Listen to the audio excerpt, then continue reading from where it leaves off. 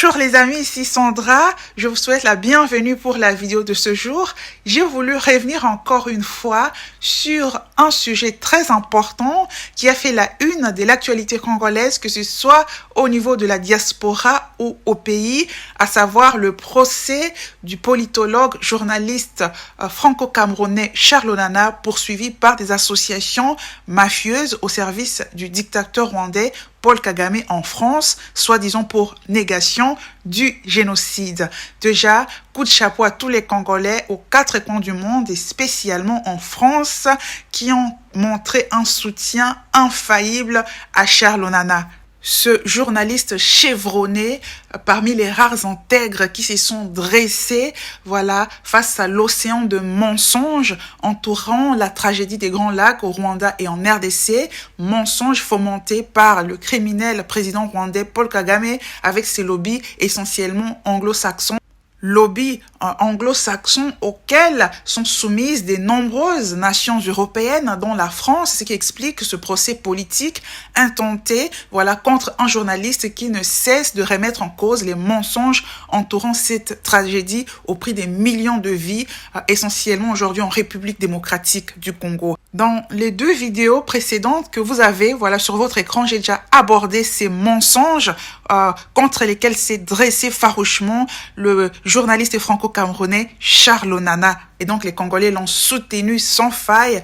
Quand les Congolais t'apprécient, ils t'apprécient vraiment. Coup de chapeau. Et donc aujourd'hui, nous allons revenir sur ce procès qui s'est déroulé au courant de cette semaine. Ça a commencé le 7 octobre et puis jusqu'au 11 octobre, la cause a été prise en délibéré et le jugement, le verdict, c'est pour le 9 décembre où les Congolais seront encore là. En nombre, il y avait aussi des Rwandais, il faut le souligner. Et donc ici, nous allons revenir sur l'intervention, d'une personnalité légitime, à savoir l'avocat congolais Amouli Reti, qui fut avocat, au tribunal pénal international pour le Rwanda. Il fut même le président de l'association des avocats de la défense auprès de ce tribunal pénal international pour le Rwanda. Nous allons donc entendre ce qu'il a à dire à ces sujets. Je vais mettre un petit extrait, une intervention très intéressante. Ensuite, je ferai un tout petit commentaire. À noter que Maître Amouli Reti est parmi les plus grands soutiens de Charles Onana en France. Il a été au procès du début à la fin. Nous allons donc sur ce qu'il a à dire dans un extrait. Je vais mettre en barre de description l'entièreté de la vidéo si vous voulez suivre. Ici, je mets l'essentiel. Juriste je suis et j'ai toujours dit que le droit, il est beau, mais ce sont les mafieux qui l'instrumentalisent malheureusement dans un monde à l'envers où, celui qui se bat pour la cause des victimes, pour qu'il y ait justice vraie, se retrouve en procès pour soi-disant négation des génocides, alors que ceux qui commettent un actuel génocide en RDC, sont tranquilles et poursuivent plutôt celui qui dit la vérité pour soi-disant négation des génocides. Ça traduit, le monde en l'envers dans lequel nous vivons aujourd'hui. Je vous laisse suivre Maître Amouli Reti. On se retrouve pour un tout petit commentaire. Vous l'avez compris, aujourd'hui, je ne fais pas de publicité. On va donc suivre Maître Amouli Reti. Maître, est-ce que vous pouvez nous faire une brève présentation de qui vous êtes, s'il vous plaît? Moi, je suis Maître Reti. Je suis le premier Congolais à avoir été admis à exercer ici en France comme étranger, comme Congolais. J'ai jamais changé de nationalité, donc. J'ai été avocat à Arusha, où mes confrères m'ont élu à l'unanimité président de l'association des avocats.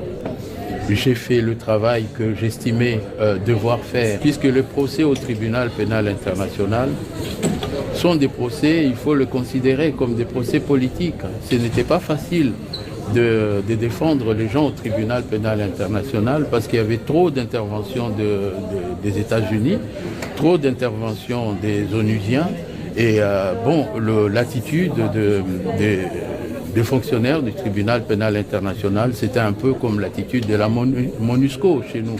C'est-à-dire ils sont là, mais bon, si vous ne faites pas attention, ils ne vont pas écouter ce que vous dites.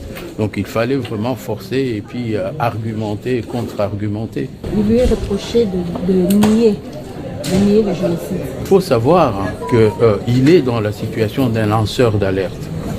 Le lanceur d'alerte est en train de vous dire attention, il y a des crimes là-bas, il y a des crimes là. Aujourd'hui, si les crimes du Rwanda ne sont pas audibles, vous avez vu, c'est parce que la communauté internationale ne veut pas qu'on en parle. Bon, si aujourd'hui il n'y avait pas des gens comme Charles Onana, bon, Kagame pourrait éventuellement considérer qu'il est tout à fait en droit de faire ce qu'il veut, parce que personne ne dit et parce que tout le monde a peur de dire ce qu'il dit. Et donc pour moi, il est important que il soit protégé comme un lanceur d'alerte. L'Union européenne a des directives qui permettent la protection des lanceurs d'alerte.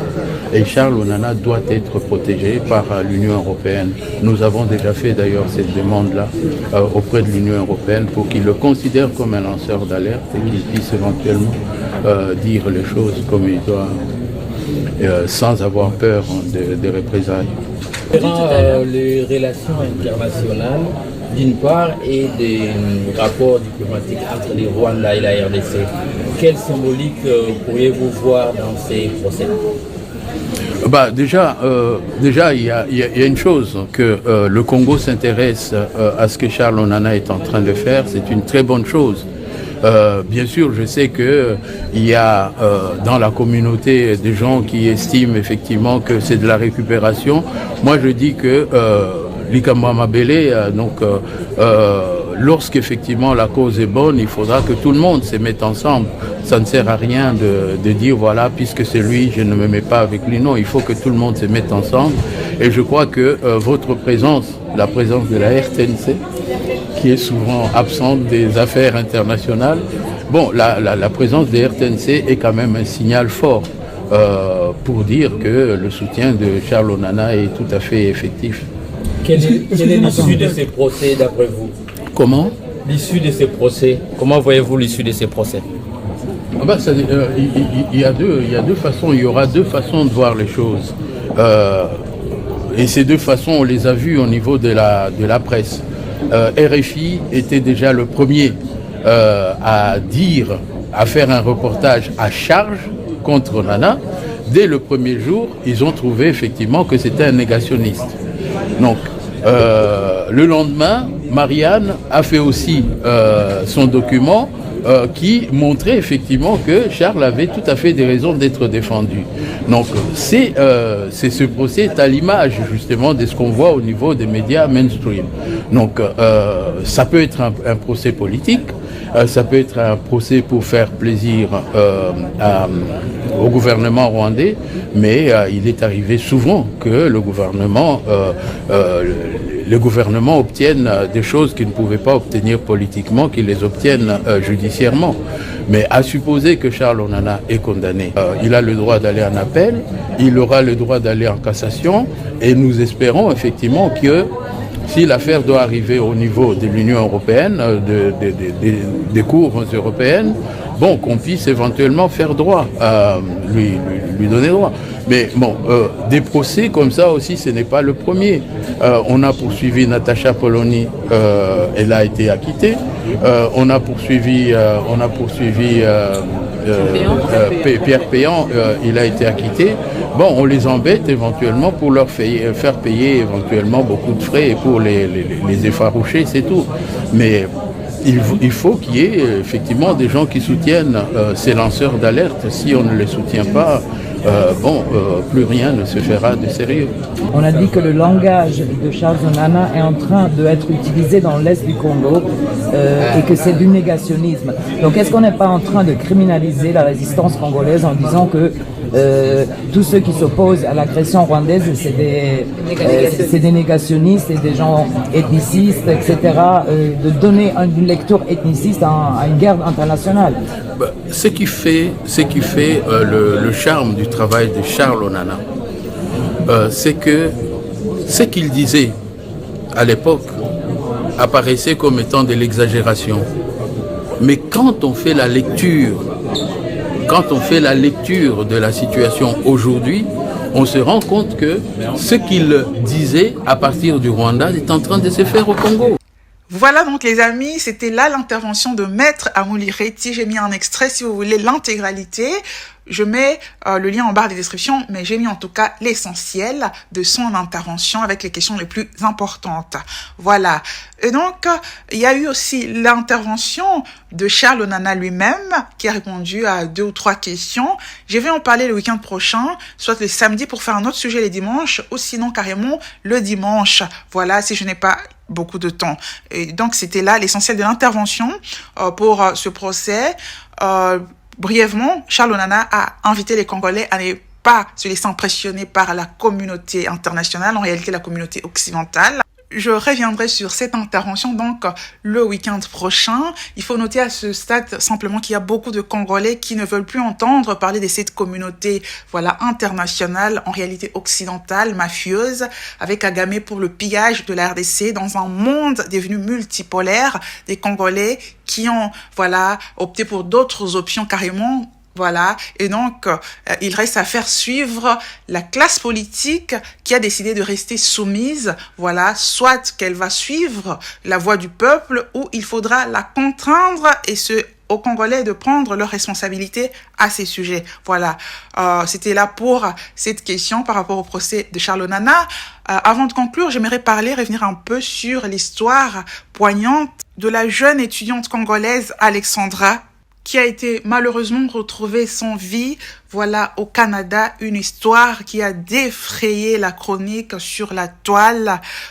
Je vais revenir sur certaines interventions déplacées qu'on a vues sur la toile, mais avant cela, ici encore, je salue la solidarité de la communauté congolaise et d'autres qui ont assisté pour retrouver, cette jeune fille, ces Congolais qui ont été tellement émus à la découverte, de cette jeune fille, qui s'en sont même pris dans l'émotion verbalement à l'ambassade de la RDC au Canada, à l'ambassadeur de la RDC au Canada.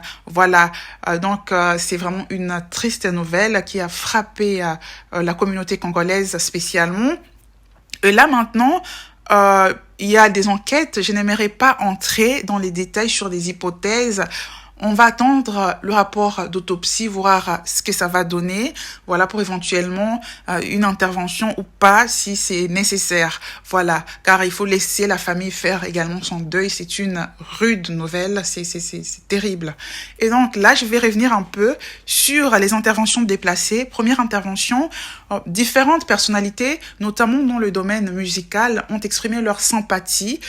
Koffi Olomide, par exemple, a même fait une chanson pour cette petite. Et là, on a vu des personnes venir exprimer leur jalousie, leur aigreur pour une jeune femme qui n'est plus de ce monde, au motif qu'il y a eu aussi un naufrage, à Goma, et que on n'a pas fait notamment des chansons.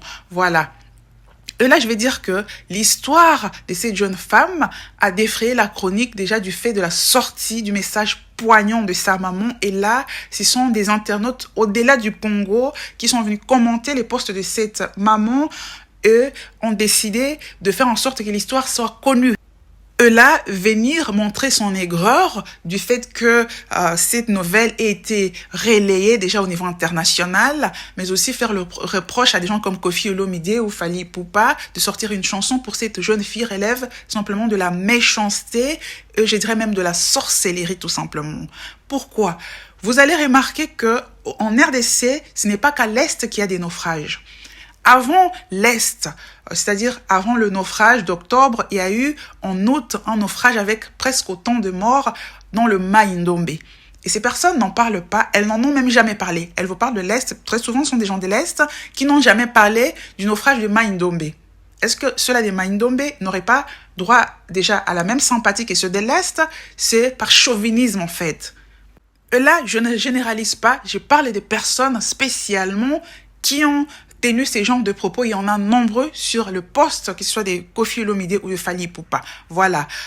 Et donc, les drames au Congo, notamment sur les fleuves Congo, c'est chaque jour qu'il y a des naufrages. Le problème, c'est la mauvaise gouvernance au niveau des provinces et nationales. Ce ne sont donc pas les chansons qui vont résoudre ces genres de problèmes. Au Kivu, avec le naufrage à Goma, le manifeste a disparu. On ne sait même pas combien de personnes étaient à bord. qui est responsable? Ce sont les autorités au niveau local. Quelles actions ont été menées au moment où le drame a eu lieu contre ces personnes-là? Voilà les bonnes questions. Pareillement, dans le Mai-Ndombe, on dit que l'équipage a décidé, voilà, de naviguer de nuit alors que c'est interdit. Voilà les genres de questions qu'il faut poser, qui ont autorisé, voilà, cette navigation de nuit. C'est un problème de malgouvernance, il faut donc s'en prendre aux autorités. Ce ne sont donc pas des chansons et des poèmes qui vont résoudre un problème de malgouvernance. Il y a donc un problème de responsabilisation, que ce soit au niveau des autorités ou même de la population qui va accepter parfois de naviguer dans des conditions dangereuses, parfois parce qu'elle n'a pas le choix, il n'y a pas d'autres moyens. Mais là, il faut être rigoureux avec les autorités qui doivent mettre en place, voilà, des moyens de transport adéquats. C'est ça le vrai problème, car autrement, si personne n'est responsabilisé, on continue à être irresponsable, il y aura chaque fois des drames, et puis on fait des chansons, ça ne va pas résoudre le problème. C'était des sorties carrément déplacées. Et cela est d'autant plus vrai que concernant par exemple la situation de crise, la guerre à l'est du pays, il y a eu des chansons, il y a des activités comme Festival à Mani où Fally Ipupa et les autres vont là-bas pour chanter. Ça ne change pas parce que on ne fait pas ce qu'il faut faire. C'est pas ces genres de choses comme Festival à Mani qui va mettre fin à la guerre au Congo. C'est une réponse militaire aux agresseurs et cela, c'est de la responsabilité des autorités et c'est à la population de faire pression plutôt que de dire que la vie d'une seule jeune fille semble, voilà, être plus importante que les millions de vies. Eh bien, cette jeune fille n'est pas responsable du fait que la population a décidé de rester lâche et d'avoir des dirigeants irresponsables qui sont complices des agresseurs du Congo. C'est à la population de s'élever. À Goma, simplement 2 millions d'habitants. Dans tout le Nord Kivu, je ne sais pas si c'est 6 millions ou 7 millions. Si toutes ces personnes-là se dressent face à des projets comme, voilà, État des sièges, qui est une complicité, eh bien, ça va prendre fin. La MONUSCO et autres complices vont partir. Mais quand on décide de rester dans la lâcheté, que ce soit à Goma ou dans d'autres parties du pays, eh bien, il ne faut pas attendre un drame qui touche une jeune femme pour venir exprimer son aigreur. Car ceux qui ont relayé ces choses, même au niveau de la diaspora, vous allez remarquer qu'eux-mêmes n'ont pas parlé de ces drames, que ce soit au Mai-Ndombe ou au Kivu, quand ça s'est produit. Ils sont restés tranquilles. Ils n'ont pas fait des photos, vidéos concernant ces victimes. Voilà. Je ne parle pas de ceux qui l'ont fait, mais les hypocrites qui ne l'ont pas fait et qui ont attendu le drame de cette maman pour venir exprimer leur aigreur. La maman de cette jeune femme, avec sa famille, mérite tout le soutien qu'elle peut recevoir du gouvernement de son pays par rapport à ce drame. Voilà, pour les autres drames, c'est aux populations qui sont basées au pays, voilà, de mettre les autorités concernées face à leurs responsabilités. Voilà, une autre hypocrisie à ce niveau-là. Vous allez remarquer que très souvent, ce sont des gens responsables de ces paroles à clivage Est-Ouest qui sont venus s'en prendre à des musiciens comme Koffi Olomide, disant qu'ils négligent l'Est. Et pourtant, un musicien comme Inos B, qui lui est de l'Est, n'a pas non plus parlé du naufrage. Il est spécialement du Nord Kivu et c'est là qu'il y a eu le problème. Il n'en a pas parlé malgré qu'il a une voix qui porte. Voilà, beaucoup de politiciens de l'Est n'en ont pas parlé. Inos B, par contre, sur sa page, il a parlé notamment de la famine au Soudan.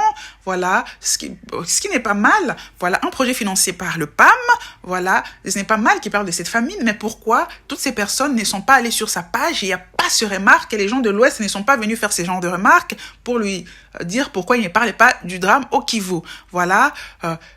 Et ceux-là de l'Est qui critiquent les gens comme Fally Ipupa ou Koffi Olomide ne sont pas allés faire cette remarque-là à Inos B. Sa page est tranquille à ce niveau, mais ils vont s'en prendre à Koffi Olomide, Fally Ipupa, parce qu'ils chantent pour une jeune fille, alors que les voix qui portent de l'Est, nombreux, n'ont pas non plus parlé de ce drame, qui concerne leur propre province d'abord, a fortiori d'autres provinces comme le Mai-Ndombe. Voilà. Et cela est d'autant plus important que les musiciens dits de l'Ouest, voilà, comme on le dit, ceux dits de l'Ouest ont des fondations à l'Est qui aidant les victimes. Ces musiciens se rendent sur place et puis parlent, voilà, quand il le faut. Koffi Olomide a récemment parlé de ce problème. Il a même été interpellé. On n'a pas vu grand monde aller le soutenir. C'est ça le problème. Ceux qui parlent, quand ils ont des problèmes, personne ne les soutient. Mais quand ils s'occupent d'autres problèmes, voilà, on veut les prendre à partie. Il faut arrêter avec l'hypocrisie dans ce pays-là, d'autant plus que les artistes de l'Est, eux, on ne le voit pas nécessairement, voilà, aller avoir des fondations dans d'autres parties du pays. Comme je le disais dans cette vidéo-là, voilà, il faut qu'on arrête l'hypocrisie dans ce pays-là. Ce ne sont pas des chansons, des revendications qui vont résoudre les problèmes du Congo. C'est par des actions fortes, notamment militaires, des autorités sous pression de la population qu'on va avoir des solutions. Durant la CAN, on a vu les footballeurs faire ce qu'ils pouvaient faire, voilà, comme leur contribution, même si personnellement, ce geste-là, pour moi, c'est un geste de capitulation. Voilà, je l'ai toujours dit. Moi, je suis plutôt pour ce genre de gestes-là de détermination pour reconquérir sa souveraineté. Je suis claire là-dessus. Voilà. Mais que les footballeurs les fassent, ça passe encore. Mais que cela a été repris par des politiciens, justement, médiocres. Et ça, c'était les combles. Et puis, beaucoup de gens leur avaient remonté les bretelles. Voilà. Mais cela n'a pas changé la situation au Congo parce que ce n'est pas ce genre d'action de revendication qui changera quoi que ce soit. Ce sont des actions fortes. Il fallait le dire. Voilà, c'était le premier point que je voulais soulever par rapport à cette question, à cette hypocrisie, voilà, sur la question d'Alexandra. Elle mérite toute la compassion que sa famille peut avoir. Voilà, pour le reste, au peuple de prendre ses responsabilités. Les médiocres actuellement au pouvoir veulent changer la constitution. Voilà les questions qui doivent occuper le peuple dans son ensemble plutôt que de jalouser une jeune fille qui n'est plus de ce monde. Deuxième catégorie d'hypocrites qu'on a vu, ceux-là qui ont voulu culpabiliser la maman d'avoir envoyé sa fille, voilà, au Canada pour avoir la meilleure éducation. D'un côté, vous en avez qui sont des aigris en fait, qui ont essayé plusieurs fois d'avoir des visas, ça n'a jamais marché, et dans leur aigreur, ils veulent, et dans leur méchanceté, culpabiliser cette maman qui n'a pas à se sentir coupable. Nous autres, nous sommes sortis, voilà, dans la vingtaine, presque au même âge qu'Alexandra, et nous sommes toutes vivantes, toutes celles que je connais sont vivantes. À ces sujets-là, j'ai toujours donné deux éléments importants. Quand l'enfant doit étudier dans la vingtaine déjà, l'enfant peut le faire hors de son pays. Le premier élément, c'est que l'enfant ne doit pas avoir de problèmes financiers. Voilà. Personnellement, j'avais une bourse complète qui couvrait tous mes besoins et même au-delà, j'étais à l'abri du besoin. C'était le cas de la jeune Alexandra à qui sa famille envoyait de l'argent chaque mois, même si on a vu des personnes méchantes et aigries vouloir venir salir cette famille. La jeune fille travaillait par plaisir, mais ses parents s'occupaient de ses besoins. Voilà. Et le deuxième élément, c'est que l'enfant soit entouré par des bonnes personnes. Avec ces conditions-là, voilà, dans la vingtaine, on peut déjà étudier hors de son pays si l'enfant, bien sûr, est d'accord comme les parents après avoir examiné différents paramètres. Mais vouloir venir culpabiliser cette maman-là par des propos déplacés, c'est juste de la méchanceté, voire de l'aigreur. Et cela renvoie justement, voilà, à ceux-là qui soulever un autre argument dans le même sens, disant que les jeunes Africains vont étudier à l'étranger parce que les conditions ne sont pas réunies dans leur pays. Et rencontrent alors des drames, des mensonges. Il y a quelques semaines, un autre drame touchant une autre jeune fille en Côte d'Ivoire a défrayé la chronique. Cette jeune femme-là, voilà, qui a quitté ce monde par l'effet d'un criminel, dont certains disent même qu'il n'est pas encore arrêté. Voilà, sur ce point-là, je suis pas sûre. C'est parce que cette jeune fille avait quitté sa famille pour aller étudier hors de son pays qu'elle a eu ce drame. Et pourtant, ce sont des drames dont on entend parler très régulièrement dans différents pays africains, tout simplement parce que les crimes font partie de la nature humaine. Ça peut arriver n'importe où. Voilà, un autre argument qui contre les mensonges de ces personnes, c'est le cas des étudiants asiatiques qui sont les plus nombreux à quitter leur pays pour aller étudier en Occident, alors même que les conditions sont généralement réunies dans leur propre pays. Et la majorité de ces étudiants, comme les étudiants africains, soit rentrent chez eux ou font leur vie en Europe, ne sont pas victimes des drames. Les drames, c'est des cas isolés. Et on va vouloir venir avec des faux arguments, culpabiliser, voilà, une maman qui a perdu son enfant pour faire les buzz sur Internet. Et puis en troisième position, toujours concernant cet argument, on peut voyager aussi, pas pour des études nécessairement, mais en vacances, et puis être victime d'un drame, parfois même en famille. Voilà, donc ce sont des faits qui arrivent, le drame fait partie de la nature humaine. Bien sûr, il faut prendre des précautions, c'est protégé, mais on ne saura jamais à 100% où on peut rencontrer un malheur. Arrêtez de vouloir culpabiliser cette maman, voilà, par vos propres frustrations, du fait de votre aigreur. Voilà. Et pour finir, je vais parler à ceux-là qui ont un malin plaisir à propager des fake news, des mensonges autour de ce drame, parfois portant atteinte, voilà, à la dignité de cette famille par méchanceté pour gratter quelques vues, voilà, et gratter des miettes sur Internet. Je vais vous dire, comme on dit en lingala, mokilimbanga yantaba. Voilà, les Congolais comprennent, ça n'arrive pas qu'aux autres et c'est Dieu qui se charge du cas de chaque méchant sur cette terre. Voilà les amis, ce dont je voulais parler avec vous aujourd'hui. Je vous donne rendez-vous le week-end prochain pour une autre vidéo. Je vous souhaite de vous porter très bien d'ici là. Voilà, prenez soin de vous. Ciao!